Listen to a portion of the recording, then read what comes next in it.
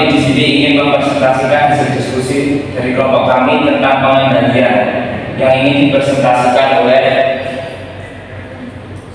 Mbak Rizka Amira Kustina, Mas Pamigo Andri Setiaji, Mbak Misdi Hanifah, dan saya sendiri Ari Susilo.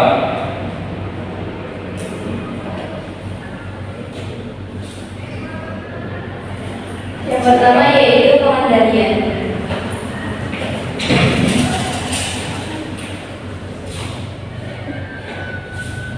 Pengertian pengendalian adalah merupakan fungsi terkait manajemen yang ditunjukkan untuk melihat apakah kegiatan berjalan sesuai rencana semula. Proses pengendalian yang pertama yaitu menetapkan standar dan metode pengukurannya. Yang kedua, melakukan pengukuran prestasi. Yang ketiga, memandingkan apakah prestasi sesuai dengan standarnya. Yang keempat, melakukan perbaikan yang diperlukan. Pentingnya pengendalian. Situasi yang membuat pengendalian terasa menjadi semakin penting. Yang pertama, perubahan. Perubahan persaingan, produk baru, peraturan baru, perubahan lain membuat pengendalian penting untuk mengatasi dan memanfaatkan perubahan kompleksitas organisasi yang besar akan mempunyai tingkatan manajemen yang kompleks. Untuk mengimbanginya diperlukan definisi yang mana akan diperlukan pengendalian untuk mengawasi unit-unit yang mengambil keputusan.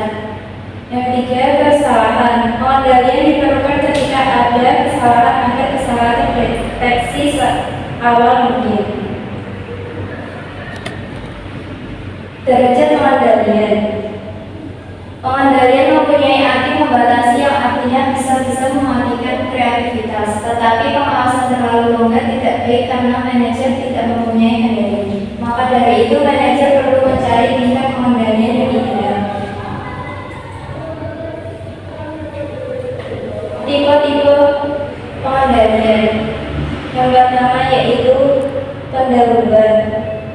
Pendahuluan berfungsi untuk mendeteksi penyimpangan dari standar tertentu dan memungkinkan perbaikan. Yang kedua, concurrent, yaitu pengendalian di mana suatu akna terus dilanjutkan atau tidak apabila ada persetujuan atau ada kondisi tertentu yang harus dipenuhi. Yang ketiga, pengendalian atau mengendali. Pengendalian ini mengevaluasi hasil yang terjadi setelah kegiatan selesai. Pengawasan yang efektif, yaitu mempunyai ciri sesuai dengan struktur organisasi. Kedua, ekonomis. Ketiga, akurat. Keempat, tepat waktu. Dan kelima, fleksibel. Dan keenam, objektif. Selanjutnya manajemen operasi.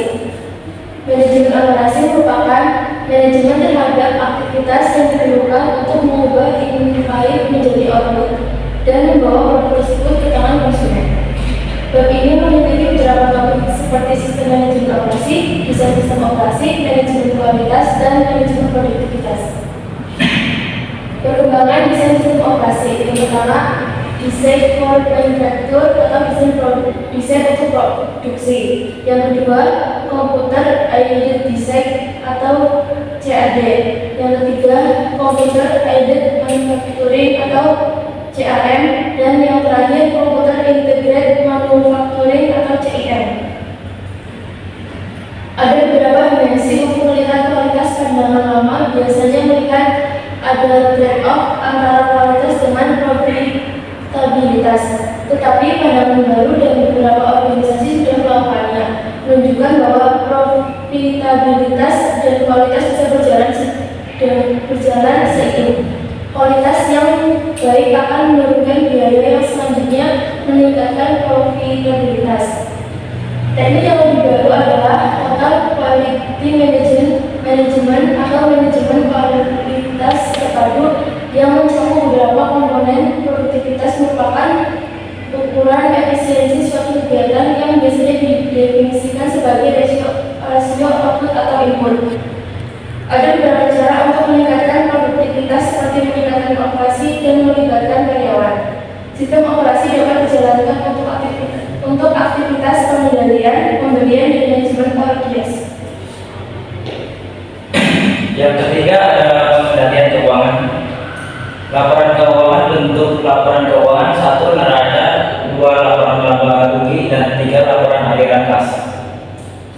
Jenis neraca yaitu potret posisi keuangan yang meliputi set atau aktiva dan sumber dana pasiva pada tanggal tertentu. Dan ini adalah contoh dari laporan laba rugi, dan pengertian dari laporan laba rugi adalah meringkas hasil dari kegiatan perusahaan selama periode tertentu.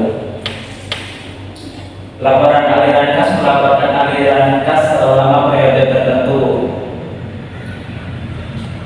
dan analisis keuangan dilakukan dengan menggunakan analisis rasio yang datanya dapat diambil dari laporan keuangan.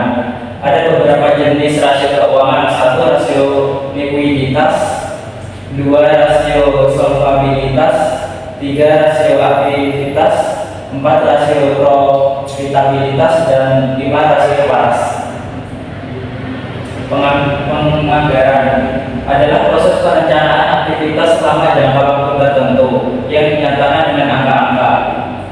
Ada fungsi anggaran sebagai berikut: 1 alat koordinasi, 2 standar, 3 pedoman dalam menjalankan aktivitas, 4 alat evaluasi presentasi. Jenis pusat pertanggungjawaban terbagi menjadi 4, yaitu pusat pendapatan, pusat biaya, pusat keuntungan, dan pusat investasi.